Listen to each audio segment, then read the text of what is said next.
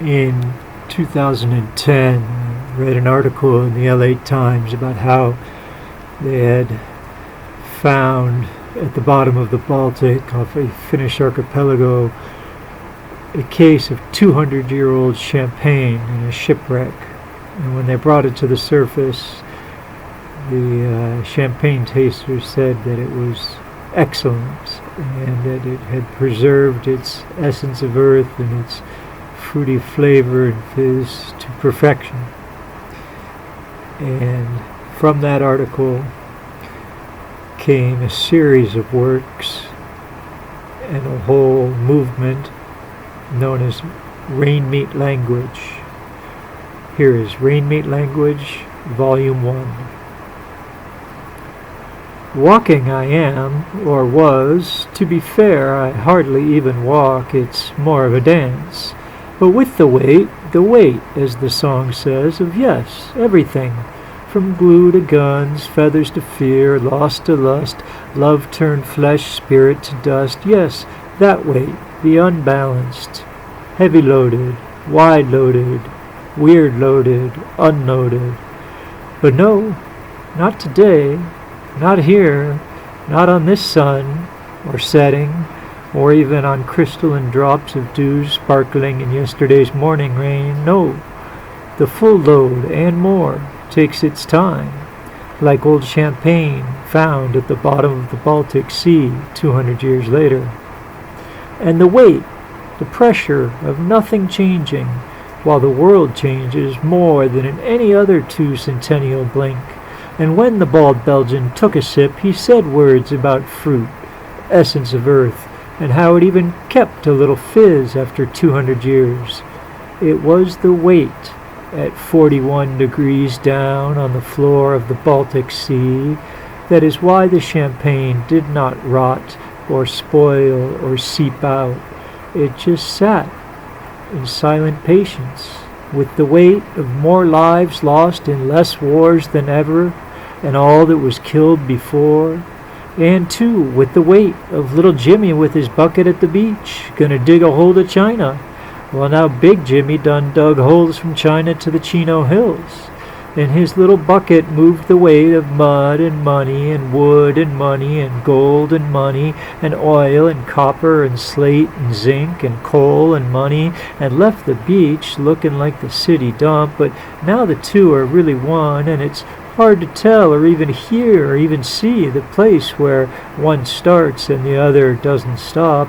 And all that weight of moving the earth bucket by bloody bucket makes those few generations sacrificed for Pharaoh's tombs, and the weight of moving those slaves did building pyramids seem as just one grain of sand compared to the beaches we moved and the pyramid schemes we built on billions of bent backs. So much like those cool-blooded Egyptians, our 200-year pyramid schemes serve the few, but are built and maintained by the millions and the billions.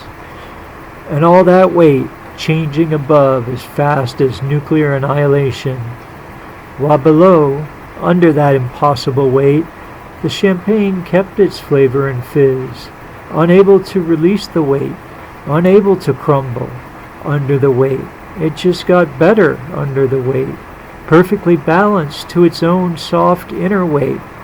Imagine that, all the pressure of the past 2 centuries, packed tighter than the previous 37,000 centuries, until the next drop of dust triggers the release of all that too quick weight, and back to dust we go. And even with that atomic weight of everything gone in the hands of greedy men, even such a horrible weight could not crush the smiling life of those grapes, crushed by a wooden wheel and a leather boot in northern Europe a blink ago, before the idea of annihilation, or even New World domination. So if this champagne can survive that weight, why not I? Walking, well, to be fair, I'm really dancing, 'cause I can, and it's the only way to balance the weight I carry, not as well as shipwreck champagne off a Finnish archipelago, but then, hey, how many of us can even dance? Most will give up, join the club, sober up, save their money, buy things, pursue the panocha, punch the clock, or the power trip, or the pleasure trip, or somebody, or at least do something other than just sit there. Well, to be fair, I'm walking, and by now we know that means I'm really dancing. But still, just being still. No action, no acting, no buckets moving earth making money, no chasing the buzz of the bee to get the honey. Just allowing myself to be under the weight, balanced evenly, so as not to crumble or crush like a California raisin. But also knowing the other half of the deal is to resist the urge to loosen the shackles, to rise to the surface, to make deals, spin wheels, make money and taste the nectar honey. The challenge and beauty of such a life is that it sits quiet and cold under the weight as long as it takes, so that when it is found, and it must be found, it can't be forced or developed or allowed to promote, push, or in any way expose itself as the burden bearer, as the man walking, dancing, dare I say, under the weight. No, it must be like that 200-year-old shipwrecked champagne, only known and available to the world when found, still cool and calm and quiet, under the weight of 41-degree ocean water and nuclear erase button on top of that.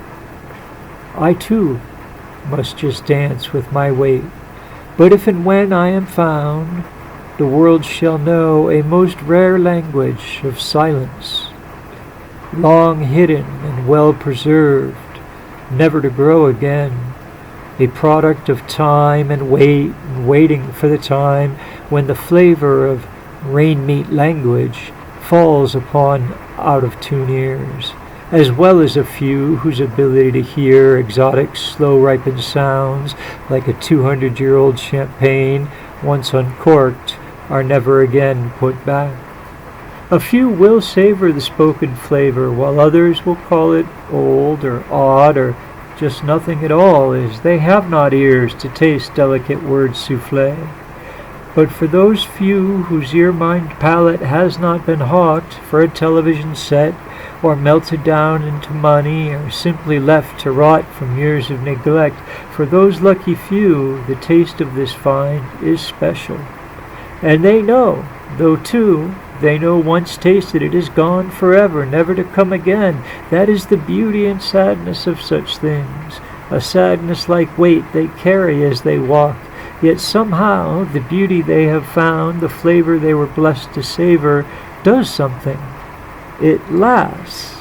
It stays with those few who knew and heard and felt this beauty they too carry, along with the weight of their sadness. And the beauty does not remove the sadness or lighten the load. No, the weight is there, and it's theirs to bear. But the beauty fills their flesh, and these are the ones who we see doing something. They call it dancing as they're walking.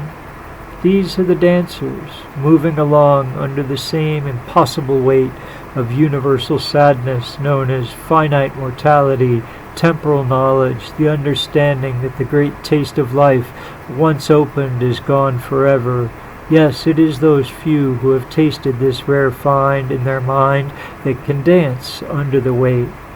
And so we wait, never even sure if we'll be found or just destined to carry our weight. But as we wait, at least a few of us are dancing, and maybe our time under the weight will be found one day, and they will call it Rainmeat language.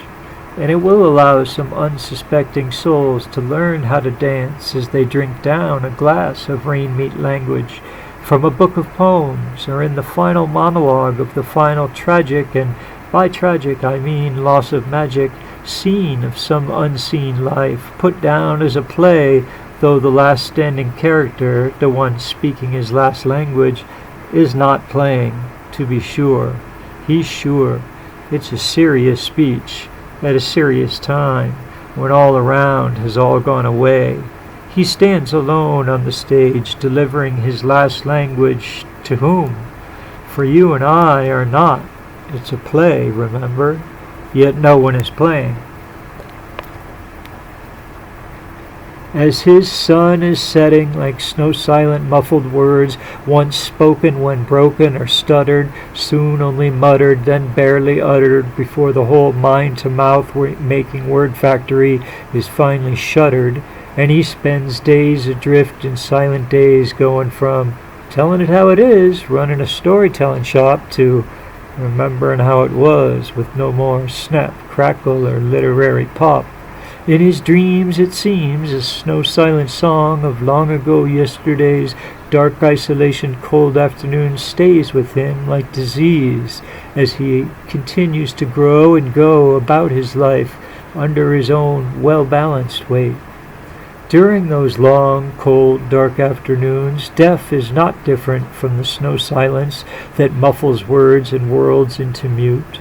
Hearing only the noise of his little choo-choo train brain whistle blowing round and round on the never-ending left-turning track that if you could step back to see is only a goddamn circle, but without perspective it feels new and exciting as another day of sun up and down, earth spinning round, the trick we all turn to make each turn in the circle feel new and exciting as another day of sun up and down, earth spinning round, the trick we all turn to make each turn.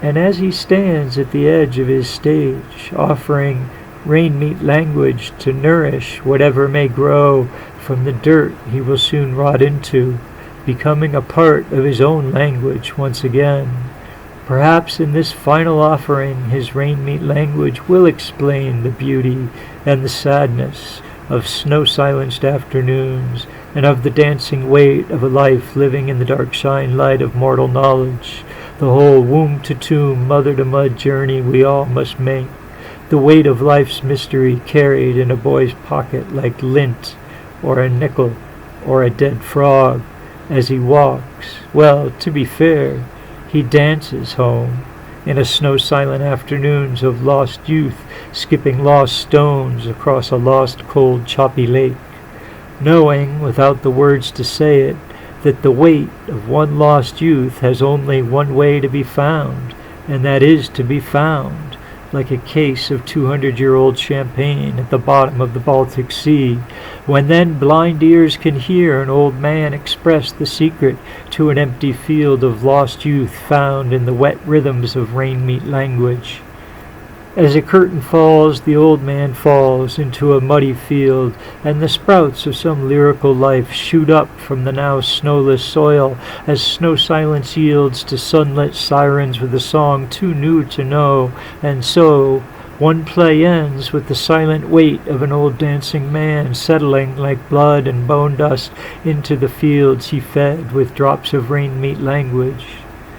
This new song sung not by the old man, remember, he's dead, nor is it sung by snow-silenced children feeling out the burden of their weight like a language they must learn that is never alive as long as they are.